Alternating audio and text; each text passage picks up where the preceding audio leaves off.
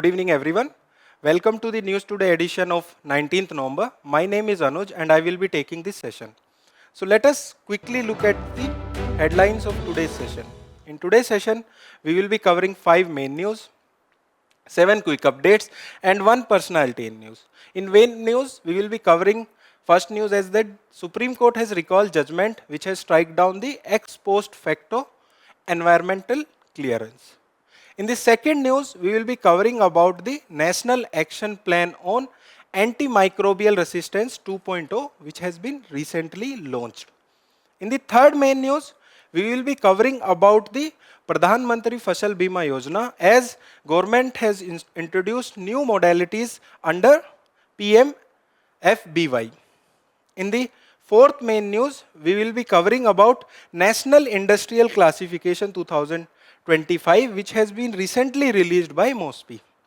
In the fifth main news, we will be covering about the multiple digital initiative which has been launched to modernize warehousing and boost PDS transparency.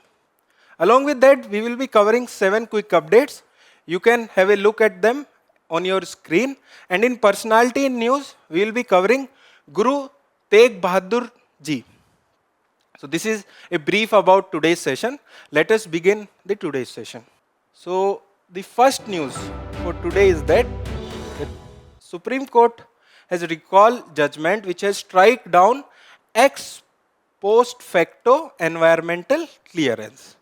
So in this news, we will be covering what is the meaning of environmental clearance, why Supreme Court has recalled the judgment, and about the EIA, Environmental Impact Assessment.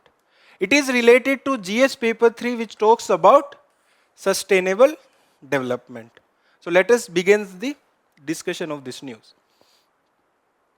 So firstly, let us discuss the context. The context we have briefly discussed. So the Supreme Court has recalled the previous judgment. The judgment was Vanasakti judgment which has previously banned the granting of ex post facto environmental clearance. Okay. Under the Vanasakti judgment, court has struck down a 2017 notification and 2021 office memorandum of center which in effect recognize the grant of ex post facto environmental clearance. So basically, let us understand what is environmental clearance here. Suppose you have to start a project and you need environmental clearance for that. But before taking the environmental clearance, you have started the project. But after starting of that project, you can ask or you can apply for the environmental clearance. That is the meaning of post facto environmental clearance. So before Supreme Court has said in Vanasakti judgment that the granting of ex post facto environmental clearance is not allowed. But now Supreme Court has said that it is allowed in exceptional cases. So we will look at the reasons why Supreme Court has said that. Okay, we will look at those reasons in the next slide. So first of all, the Supreme Court has said the legal precedent was ignored. And Supreme Court has cited 2 judgments. One of them is Dr. Swamy versus Karnataka State Pollution Control Board that held that post facto environmental clearance can be granted in exceptional cases. So Supreme Court has said, so in this judgment there was 2 judges and in Vanasakti judgment as well there was 2 judges. So if they require to change the judgment, there is requirement of more judges than the previous judgment. So basically they said there was legal precedent was ignored in the judgment. Similarly, they cited one more judgment. The name of the judgment is Supreme Court in Alamine Pharmaceutical Limited, which has discouraged the post facto environmental clearance. It has discouraged, not debarred. Vanasakti has debarred. Okay, and regularize existing post facto environmental clearance with direction to pay heavy monetary penalties. So they have said that you can get the environmental clearance later on, but you have to pay the heavy penalties that will go into the benefit of the people. So these are the legal precedent which was ignored. Okay. Also, the Supreme Court has cited that if we barred the ex post environmental clearance, there will be economic losses as well. Supreme Court has given many examples, such as the AIMS project or the AIMS building in Odisha. One greenfield airport in Vijayanagar of Karnataka. Okay, so they have said that around 20,000 crore projects are there which have taken environmental clearance after starting the project. Then if we bar the ex posto environmental clearance, that these projects have to be demolished. It will be a loss for the public exchanger and for the public. And it will also lead to pollution. Whenever you demolish something, there will be a pollution. Have you seen sometimes there is the demolition of buildings? Okay, so have you seen that there is lot of pollution and dust due to the demolition of that building? So they are saying that its economic cost will be very high. Secondly, it will lead to pollution as well. So this is the reasoning for recalling the Vanasakti judgment. Okay. Let us move to the next aspect of this news. So we have already discussed about environmental clearance. Let us discuss about the ex post facto environmental clearance. Okay. So an ex post facto environmental clearance essentially allows a project proponent to continue with its project without obtaining an environmental clearance prior to the project commencement. As I have already told you that you have started the project. Now you want the environmental clearance, then also you can apply for the environmental clearance by paying the fine with the monetary amount. Okay. And environmental impact assessment notification of 2006 clearly require prior environmental clearance before a project can start. Okay, so this is about ex post facto environmental clearance. In the next slide, we will be learning about environment impact assessment. Okay, let us discuss about the environment impact assessment. Okay. So environmental clearance is required in India for projects that can significantly impact the environment. Okay, basically it is for sustainable development. And EIA notification 2006 list over 39 type of activities that need environmental clearance. So basically here comes the question, what is environmental impact assessment? Okay. Basically, it is a process where the negative impact of development can be minimized. Okay. Let us understand it with a graph. Suppose this is time and this is environmental component. Suppose you are not doing any project. So environment will be simple. There will be no loss to the environment. Suppose you are doing a project and you are doing it without environment impact assessment. Then there will be a larger loss to the environment. This is without EIA. So here comes EIA. You can do the project with minimum harm to environment. So this portion is harm to the environment. Okay. Okay, and without EIA, this will be the loss to the environment. So basically, that is the significance of EIA. Okay.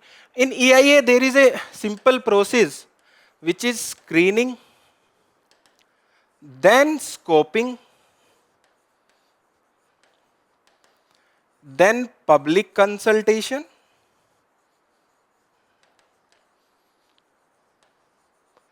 okay, and at last there is appraisal committee. Okay.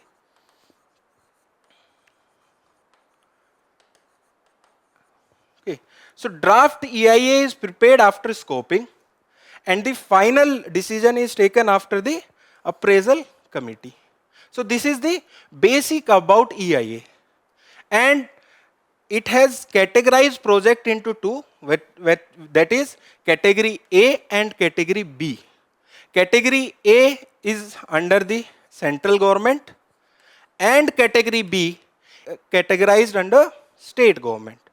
In category B, there are further classification, that is B1 and B2. For B1, there is requirement of EIA. For B2, there is no requirement of EIA. So EIA in itself is very important for your prelims as well as for your mains examination. So this was all about the first news. Let us discuss the PYQ related to this news. So first PYQ, which can be seen on your screen, is from 2025 mains paper. Please read the question. The question is, achieving sustainable growth with emphasis on environmental protection could come into conflict with the poor people need in countries like India. Comment. So please think about this PYQ and frame your answer. Okay, what is the requirement of the question? Okay, you can divide your answer in three parts: intro, body, and conclusion. Okay. If you will think on the lines of PYQ, you will be better prepared for your mains examination. Okay. Next question is from mains 2022.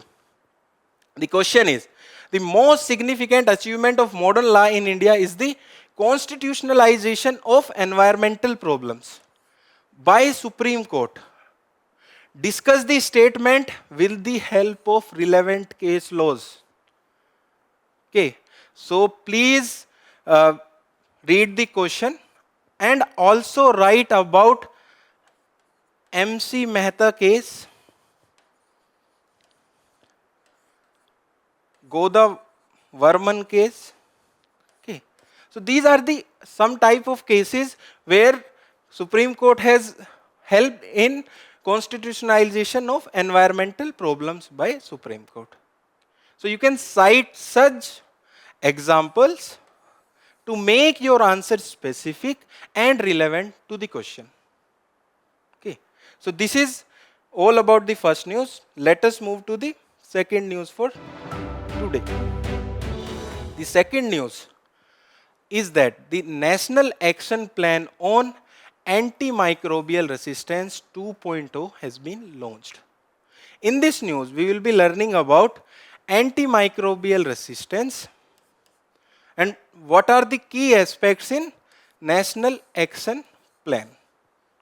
It is very important and it is mentioned in GS paper 2, which talks about issues related to health. So let us move to the discussion of this news. So first of all, let us discuss the context. So basically, the Union Minister has launched the second version of National Action Plan on Antimicrobial Resistance. That is for 2025 to 2029, for 5 years. Okay, and AMR occur when microorganisms such as bacteria, virus, fungi, and parasite evolve mechanism to resist the drug designed to kill them. Okay. Basically, let us learn about the microbials. What are microbials? Microbials are basically pathogens such as fungi, parasite, virus, and bacteria. all the microorganisms are not harmful. You might have taken curd, which is probiotic. What does it contain? It contains good bacteria which help you in digestion. Whenever you are visiting dairy, might be asking for probiotic curd. Why you are asking that probiotic curd? Because it had bacteria which helps you in digestion. But then what is antimicrobial resistance? Okay, so antimicrobial resistance occurs when microorganisms such as bacteria, viruses, fungi and parasites evolve mechanism to resist the drug designed to kill them. So basically they are mutating and evolving so that they can resist or can tackle the drugs which are designed for them. Okay, let us learn a very interesting story. Suppose you go for a vacation, then you found a miracle which can treat these diseases. So that happened in the case of discovery of penicillin. Okay, so basically Alexander Fleming went for vacation in 1928, and he has left his petri dish in the open. When he came back, he has noticed that the petri dish, I think you know what is petri dish. When you have done the experiment in your physics or chemistry or in biology labs. So petri dishes are transparent circular plates which are there for experimentation. So he has noticed there was a mold on that petri dish which was not able or which was not allowing bacteria to develop on them. So when he has noticed that, he has discovered that it was because of penicillin. That was the first discovery regarding the treatment of microorganisms. Okay, so let us move to the impact of AMR. What are its impact and why we are talking about it? First of all, it lead to global health threat as it is associated with around 4.95 million deaths a year globally, and 1.27 million deaths are directly attributed. Second impact, it lead to higher healthcare burden because the treatment which are available will become ineffective and there will be the rise of cost for treatment. Third, it also hamper the growth and economy of a country as AMR weakens the productivity and increases the financial loss. Suppose I am ill for many days, which could have been treated in 2 days, but because of AMR, I have become ill for 10 days. So my productivity will be low for 10 days. That will impact the growth and economy of a country. Okay. Fourth, it lead to delay in treatment. It is related to second point only. As resistance to the antimicrobial medicine causes delay in effective treatment. There are other impacts as well, such as it impacts the food production because it impacts the livestock as well. It threat to the medical procedure as well and reversal of medical progress. So there are chances that whatever the medical process which we have received can be reversed. Okay, so these are the impact of antimicrobial resistance. Now let us look into the National Action Plan for Antimicrobial Resistance 2.0. So it's built upon the gaps identified in the first National Action Plan, which was there from 2017 to 2021. And it is aligned with the Global Action Plan on AMR by the WHO. It focuses on the One Health. Okay. What is the meaning of One Health? So basically One Health means that the health of environment, human as well as the animals are interconnected. Okay. Suppose I draw a diagram. This is the animal health. This is human health. This is the environmental health. So according to One Health, which is here, the health of human, health of animals, and the health of environment is interconnected. Okay, that is the concept of One Health. Okay. Secondly, it include specific action plan for each key stakeholders, ministry, department with timelines and budget. So there are specific timeline as well as the budget for key stakeholders. Okay. Lastly, let us discuss about the key strategies which are there in this plan. So first of all, it increases the ownership of AMR related efforts. That means there will be increase in the accountability. Secondly, it enhances laboratory capacity and infection control in healthcare facilities. That is a self-explanatory statement. Thirdly, it ensures stronger engagement with the private sector. So there will be involvement of the private sector in controlling the antimicrobial resistance according to this plan. So this was all about this news. Let us discuss the PYQ related to this news. Please read this PYQ very carefully because you have to solve this. Prelims PYQ, not the main PYQ. So it is from 2019. Okay. And the question is, which of the followings are the reason for occurrence of multi-drugs resistant in microbial pathogen in India? And the option A, genetic predisposition of some people, taking incorrect doses of antibiotic to cure diseases. Third, using antibiotics in livestock farming. Fourth, multiple chronic disease in some people. So these are the four options. You have to select the correct option from them. So the option are A 1 and 2, B 2 and 3, C 1, 3 and 4, and D 2, 3 and 4. Okay. Please write down the correct answer in the comment section. Then there is a PYQ from mains. You might have observed this phenomena in day-to-day life. So there is a question in mains. Can overuse and free availability of antibiotics without doctor's prescription be contributed to the emergence of drug-resistant diseases in India? What are the available mechanisms for monitoring and control? Critically discuss the various issues involved.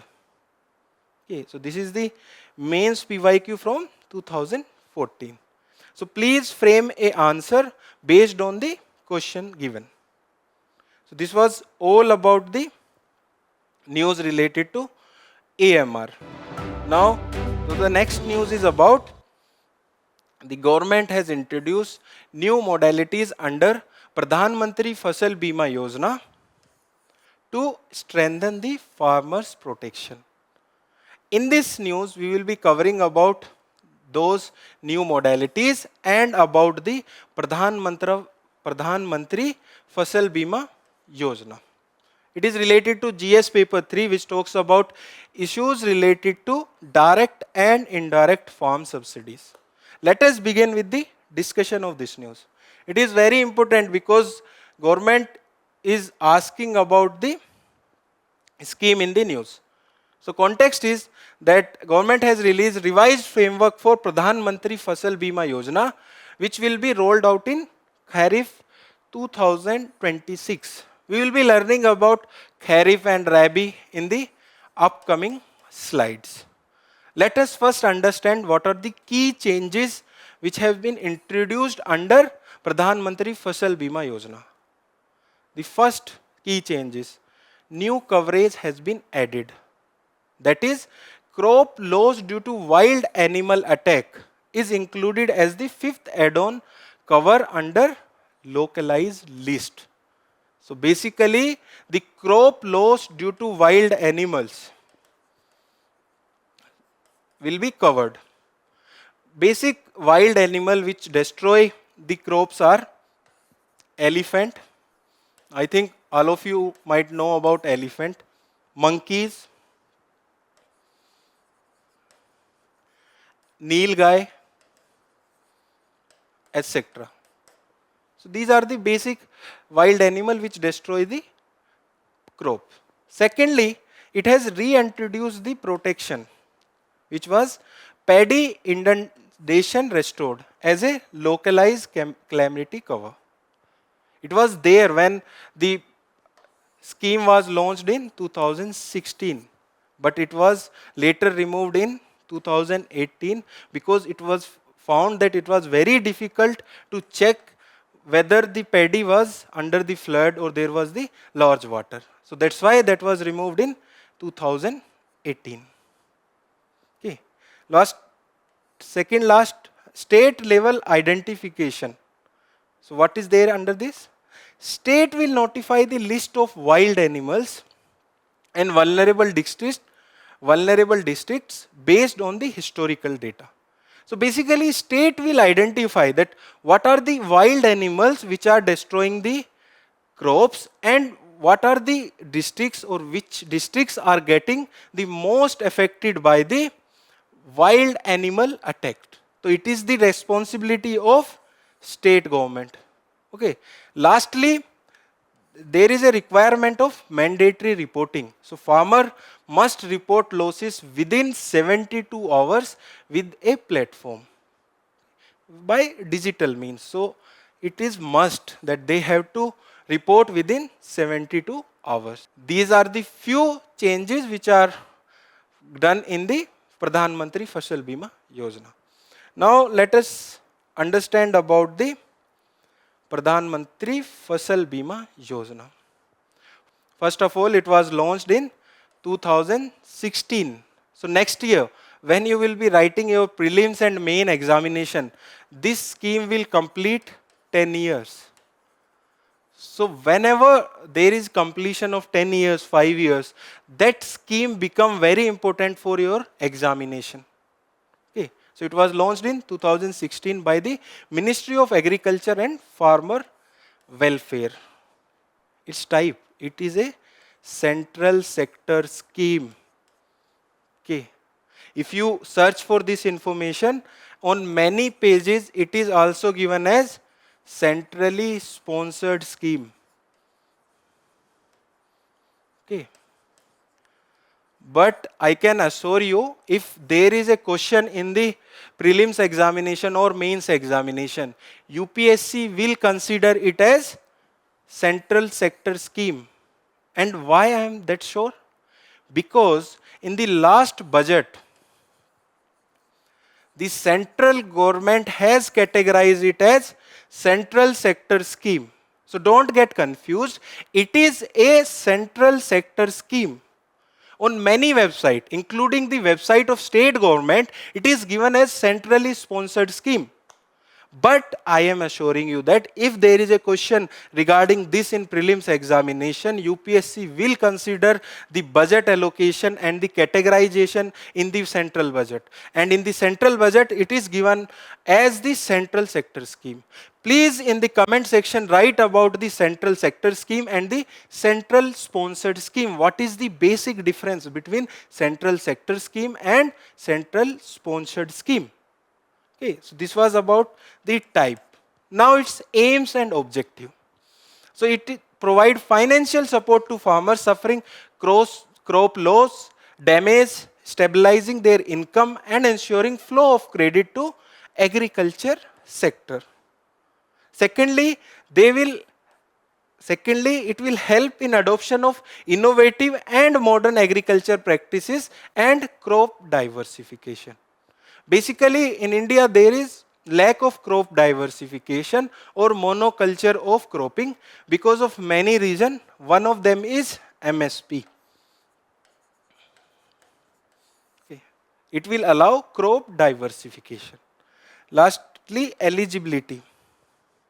So eligibility under it include farmers, including the sharecropper and tenant farmers. It is very important. It also include sharecropper and tenant farmers, okay, which are growing notified crop in the notified areas.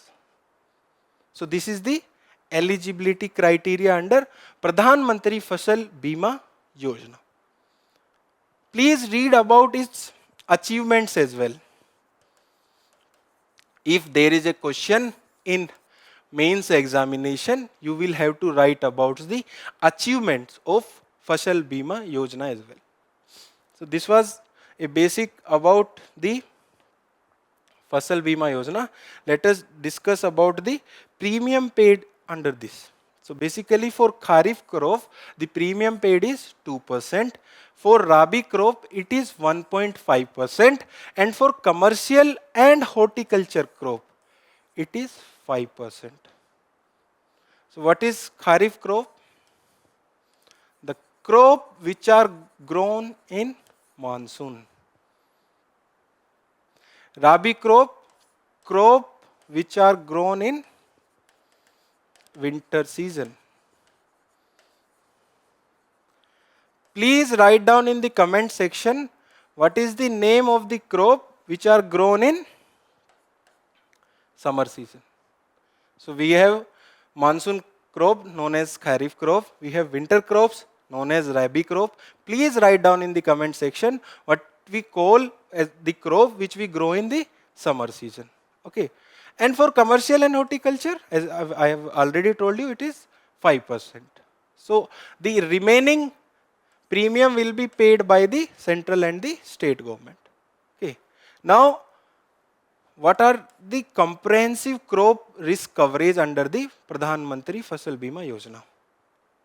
It provides coverage from pre-sowing to the post-harvest losses.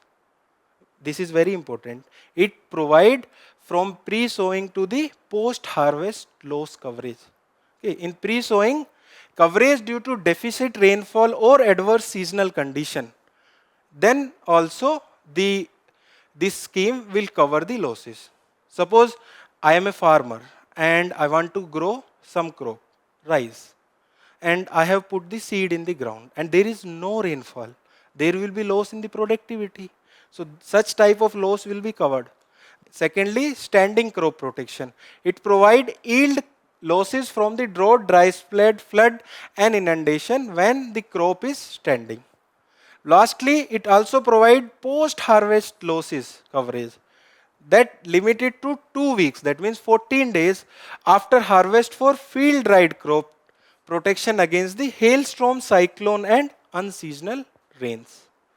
Okay, localized calamities protection is also there, that is losses from hailstorm, landslide and other identified local risk which are identified by the state government.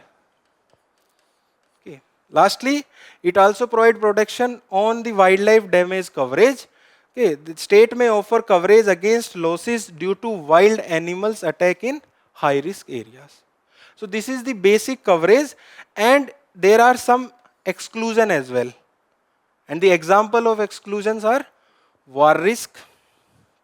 Suppose there is war and there is damage, then this project or this scheme does not cover that. Then nuclear risk. Okay, suppose there is a nuclear disaster, then this scheme will not cover that. Other preventable risk. So other preventable risk means the risk which could have been prevented. And lastly, malicious damage. So this is the basic about the risk exclusion. Okay, so this was all about this news. Let us discuss a PYQ related to this news. So PYQ is from 2016. And the question is, with reference to Pradhan Mantri Fasal Bima Yojana, consider the following statement. Under this scheme, farmers will have to pay a uniform premium of 2% for any crop they cultivate in any season of the year. So we have discussed about this in the news. The premium payable is from 1.5% to 5%. So it is not uniform. That means the first statement is wrong. So option A is eliminated and option C is eliminated. The second statement is, this scheme cover post-harvest losses arising out of cyclone and unseasonal rains. That also we have covered in the discussion.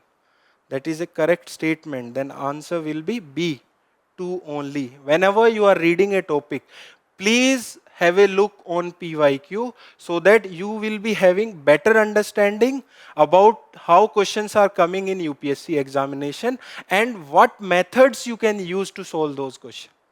This was all about this news. Let us move to the next news. So next news is about MOSPI released the National Industrial Classification after 17 years. So basically we will be covering about this classification under this and what is the significance of this classification. It is related to GS paper 3 where syllabus talks about changes in industrial policy. Let us move to the discussion of this news.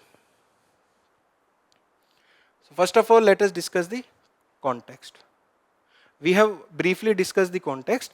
Again, NIC 2025 update the previous NIC of 2008. As I have already told you, this updation is after 17 years. So a lot has changed in last 17 years.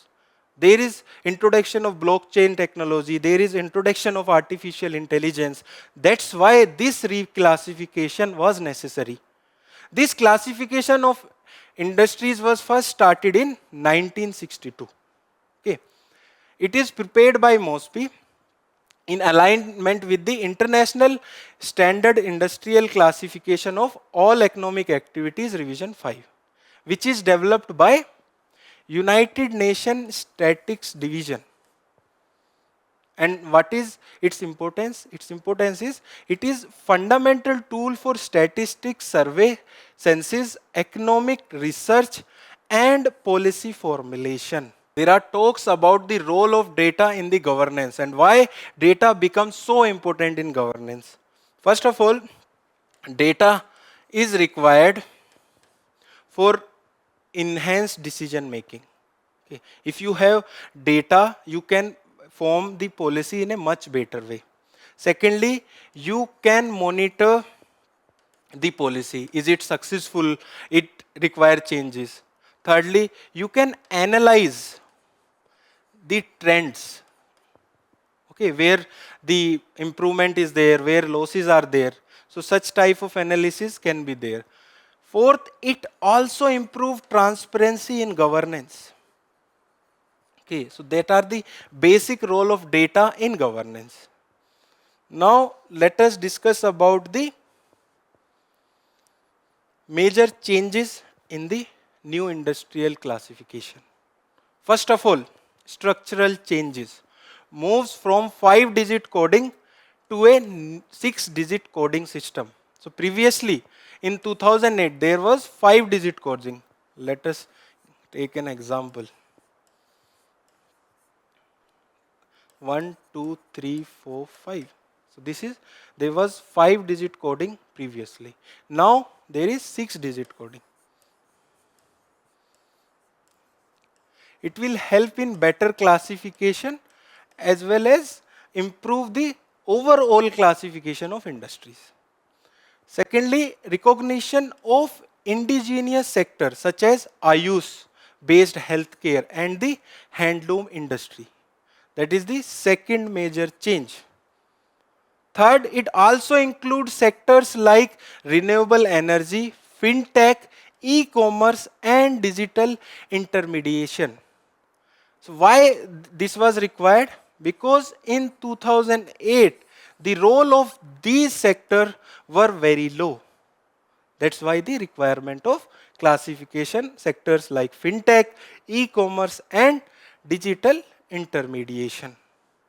Now let us look at the silent features of NIC 2025.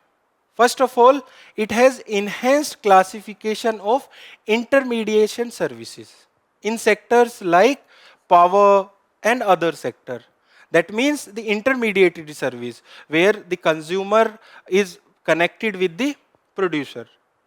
So This classification has enhanced classification of intermediary services.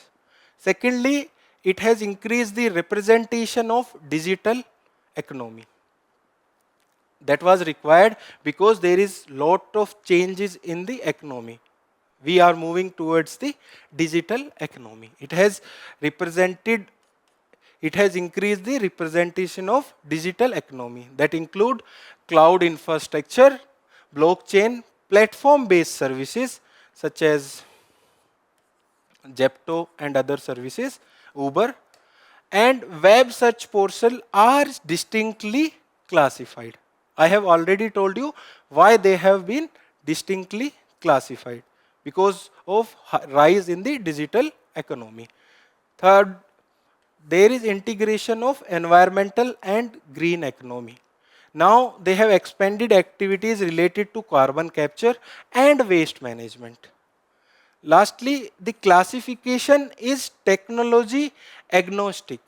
That means the classification is not done based on that some industry is technology based industry or a traditional industry. That is the meaning of classification is technology agnostic. Okay. That are the silent features of the NIC 2025. This was all about the fourth news. Let us move to the fifth news for today.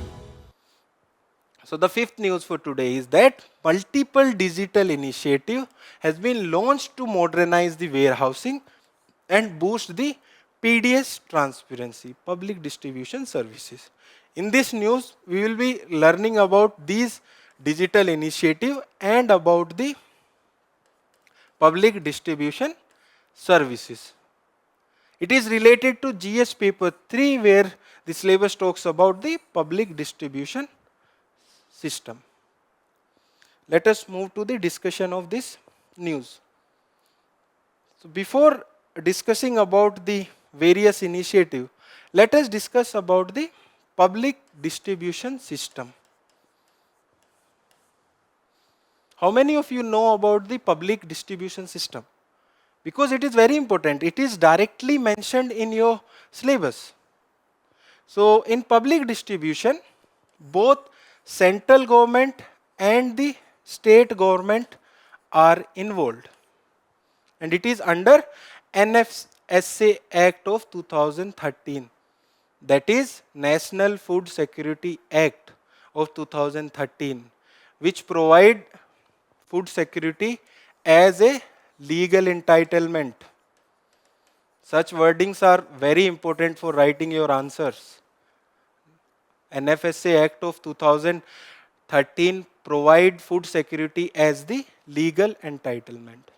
Now coming back to the public distribution system.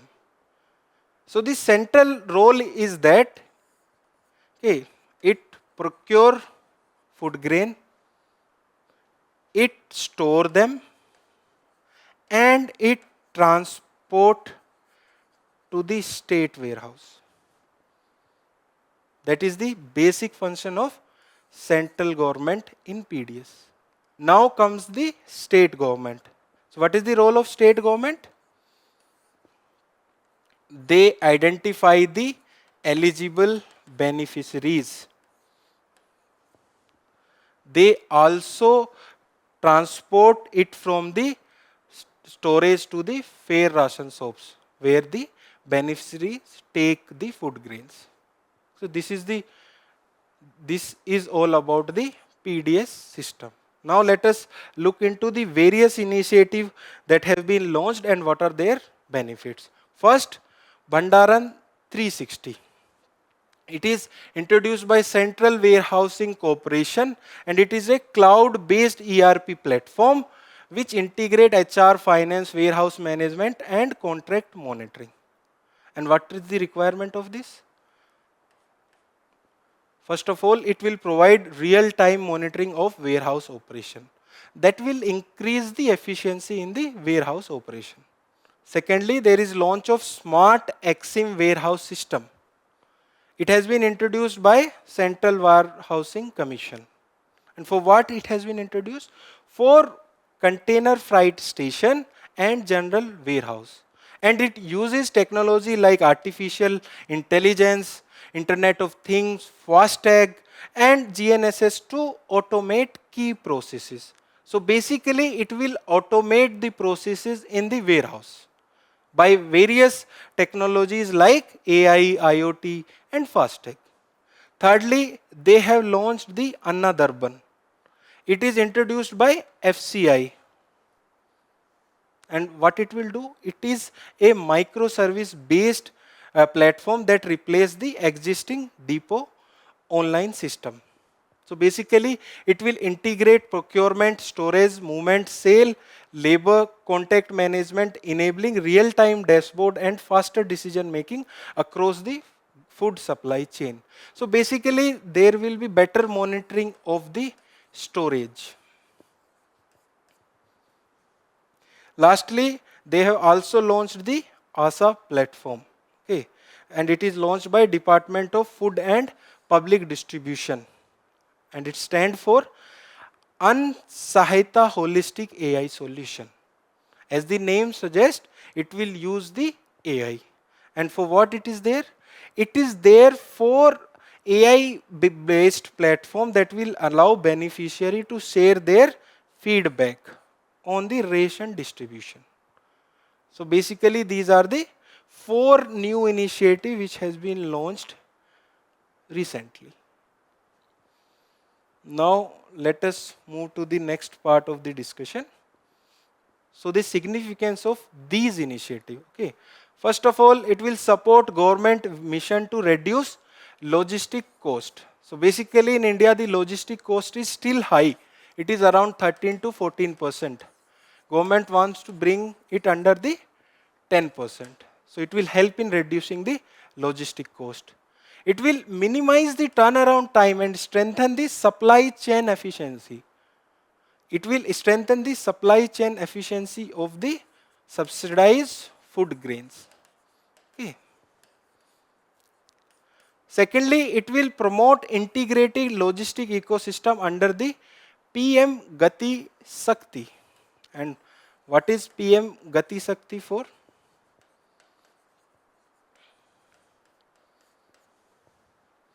So PM Gati Sakti is basically for boosting infrastructure project in India.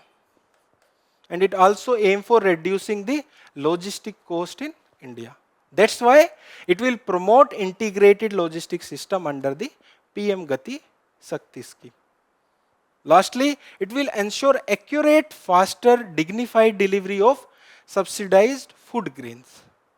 So as the process is technologically enabled, it will leads to better accuracy, faster and dignified delivery of subsidized food grain. So this is the all about the fifth main news. Let us discuss one PYQ related to this. So the PYQ is from both prelims as well as the mains. So prelims PYQ is from 2018. Okay, you have to solve this question with reference to the provision under the National Food Security Act of 2013. Consider the following statement. First, the families coming under the category of below poverty line only are eligible to receive subsidized food grains. Second, the eldest woman in the household of age 18 or above shall be the head of the household for the purpose of issuance of a ration card. Third, pregnant women and lactating mothers are entitled to take home ration of 1600 calories per day during the pregnancy and for the 6 months thereafter. Please go through the National Food Security Act and solve this PYQ. Believe me, it will help you to improve your preparation for prelims. As the prelims notification will come, I think in January. We are there in November. So you have to practice PYQ. So go through this. You will also learn about extreme statement in this, which is the word only. You will learn all this to try to solve this PYQ. The option are A, 1 and 2 only. B 2 only, C 1 and 3 only, D 3 only. Please write down the answer in the comment section. There is one PYQ from the mains as well of 2015. I think this is visible. Okay, the question is, in what way could replacement of price subsidy with direct benefit transfer DBT changes the scenario of subsidies in India? Discuss.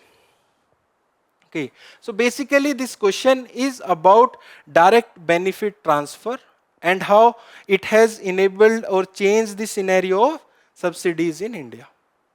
This is not directly related to discussion, but please think about this question because government is still focusing on DBT and try to frame a framework for your answer. So this is all about the main news for today. Let us discuss the personality in news for today is Guru Tegh Bahadur ji. And what is the context? The context is that the Maharashtra's Sikh community to mark the 350th martyrdom anniversary of Guru Tegh Bahadur ji with year-long events. So in this news, we will be learning about Guru Tegh Bahadur ji. So he was born in Amritsar, Punjab, and he was executed or beheaded in Delhi, Chandni Chowk. Okay. And he was the youngest child of Guru Har Gobind ji. And Guru Har Gobind ji was the 6th Sikh Guru. And Guru Tegh Bahadur ji was the 9th Sikh Guru. Now let us learn about the key contribution by Guru Tegh Bahadur ji.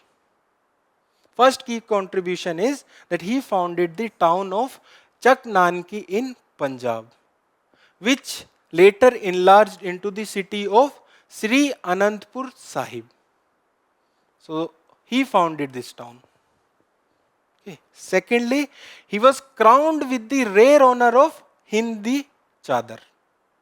Okay. That is the second contribution.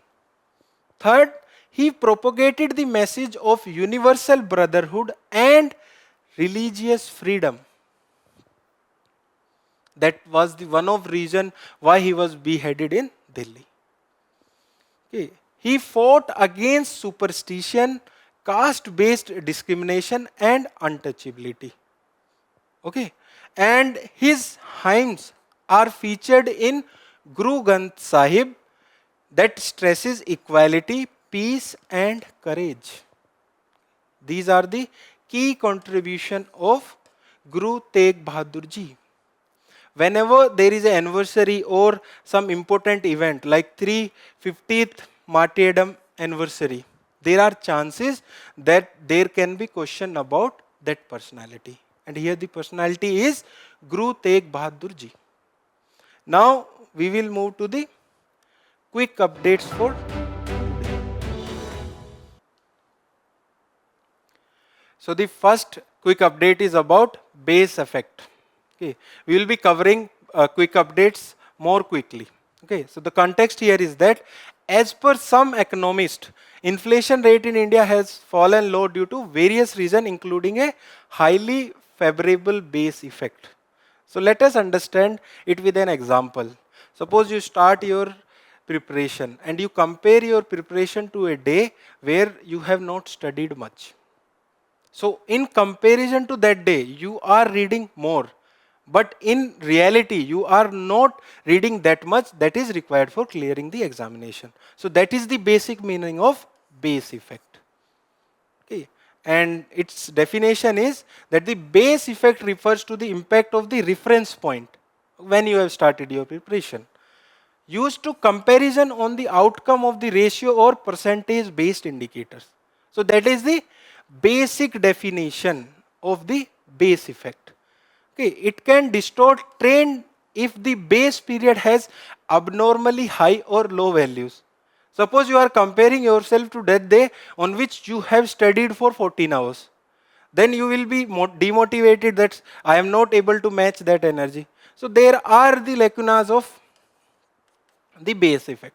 Okay, and it is used to calculate inflation data, GDP growth rates, and other factors as well. Now let us move to the second quick update. The second quick update is about the climate change performance index. And the context is that it was recently released, which compare the climate performance of 63 countries and the EU, which together account for the 90% of global greenhouse gas emission. Okay, so here the question can come about the who releases this index, and you can use the points of this index in your mains answers. Okay, so it is published by the German Watch and New Climate Institution and Climate Action Networks. So these institutions or NGOs release this index and its ranking. None of the countries are there in top 3. It is an important point that none of the countries are there in top 3. And topmost country is at the 4th place, that is Denmark, followed by UK and Morocco. And what does this index measure? So basically it measure the climate mitigation performance in 4 categories of global house gas emission, renewable energy, energy use, and climate policy. So here the question is, what is mitigation and how it is different from adaptation? So basically, when you try to solve the cause of a problem, basic cause of the problem, here the climate change, then it comes under the mitigation. And if you try to adopt to those changes, it is come under the adaptation. That is the basic meaning of adaptation and mitigation. You should be very clear about the meaning of adaptation and mitigation. Now coming to the finding related to India. India ranked 23rd, going from a high performance to a medium one in this year's CCPI. And there is no national coal exit timeline, and new coal block continues to be auctioned. Okay, so we are still dependent on coal based power. Okay, so these are the major finding of climate change performance index. Now moving to the next quick update. The next quick update is about boat mitigation system. And the context here is that a technical outrage at Cloudflare triggered by the latent bug in its boat management system led to significant global service disruption affecting various platforms such as X and ChatGPT. Okay, you might have noticed that ChatGPT was not working properly last night. Now learning about boat mitigation system. Before learning about boat mitigation system, let us learn about what is a boat. So boat are automated program which are there to help in simple program like indexing. But sometimes they are also used to steal data, spread spams, or trigger distribution denial of services. That means you are trying to avail a service from internet, but they will continuously deny you that service. So that is basic definition of bot. Now coming to the bot mitigation. So bot mitigation is the task of blocking bad bots or botnet activity from accessing website. When we were learning about the bot, we have learned that there are 2 types of bot. One is favorable bot or useful bot, and others are bad bots. So in bot mitigation system, it is the task of blocking bad bots or botnet activity from accessing website, server, or IT ecosystem. Okay, and technique used for bot mitigation are relies on behavior pattern, IP check, CAPTCHA. Many times while you are availing services on internet, you have to enter CAPTCHA. And other technique is machine learning tools. So this was all about bot mitigation system. Let us move to the next quick update.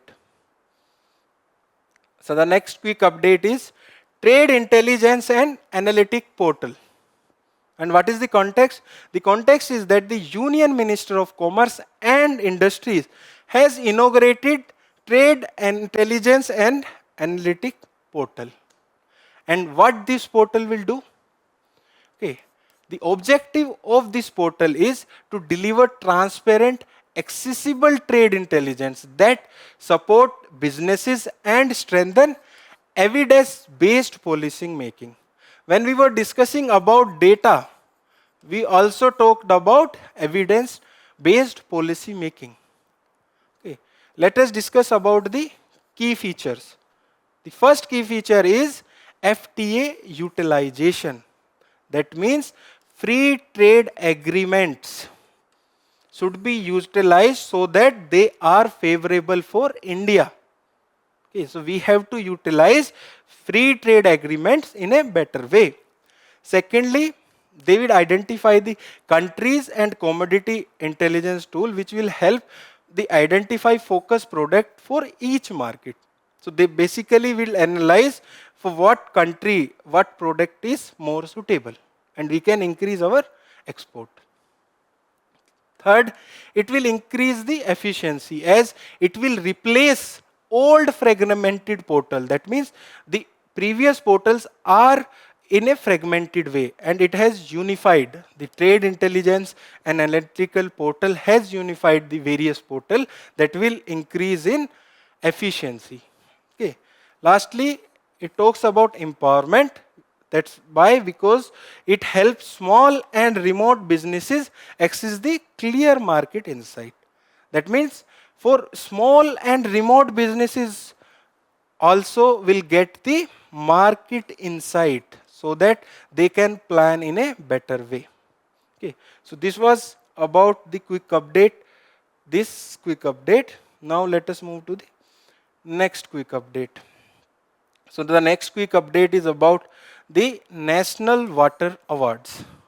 And what is the context? The context here is that in the category of best state, Maharashtra has been ranked first, followed by Gujarat and Haryana under the 6th National Water Awards.